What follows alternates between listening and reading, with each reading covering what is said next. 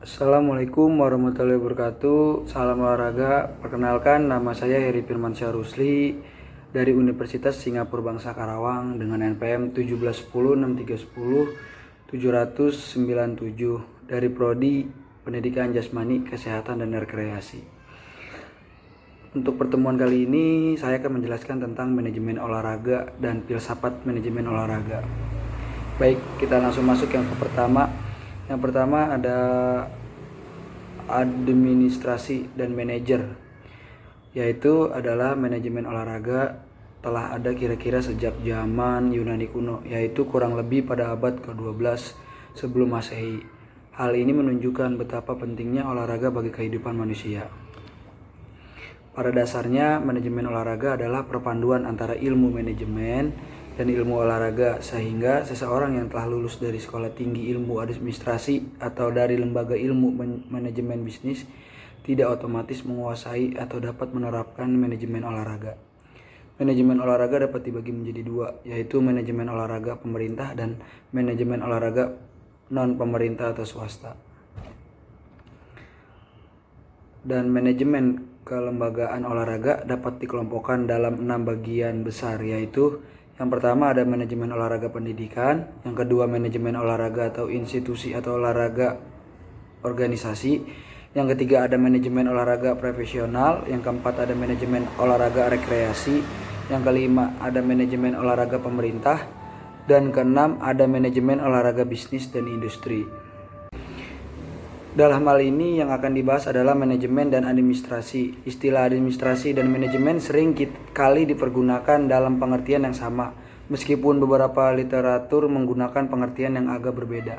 Dalam membahas administrasi atau manajemen olahraga akan banyak melibatkan Komite Olahraga Nasional atau KONI yang dalam UU RI nomor 3 tahun 2005 tentang sistem keolahragaan nasional disebut KON Periksa pasal 36 ayat 1. Sementara itu, KOI atau Komite Olimpiade Indonesia sebagaimana telah diakui oleh IOC tahun 1952, bertugas mengurus keikutsertaan Indonesia dalam Pekan Olahraga Internasional. Sejarah perkembangan manajemen olahraga pada umumnya memang tidak jauh berbeda dengan perkembangan manusia di dunia ini. Manusia purba yang dulu tinggal di gua-gua juga telah mengenal manajemen meskipun dalam bentuk yang sederhana, yaitu mengatur tugas-tugas rumah tangga. Sejarah manajemen olahraga, salah satu contoh yang mudah diingat adalah Olimpiade kuno yang menurut catatan sejarah telah diadakan sekitar abad ke-13 sebelum Masehi di Yunani. Manajemen sebagai ilmu pengetahuan. Ilmu pengetahuan merupakan pengetahuan yang pasti, mungkin yang paling pasti dari semua jenis pengetahuan yang dimiliki oleh manusia. Oleh karena itu, agar pengetahuan tersebut diakui oleh ilmu pengetahuan, maka objek ilmu itu harus diperjuangkan dan dikembangkan oleh penciptanya dengan tekun. Ilmu-ilmu pengetahuan itu memang bermula dari filsafat. Sejak sebelum Masehi, filsafat telah muncul sebagai ilmu pengetahuannya, sebagai pegangan manusia dalam mengarungi hidup dan kehidupannya.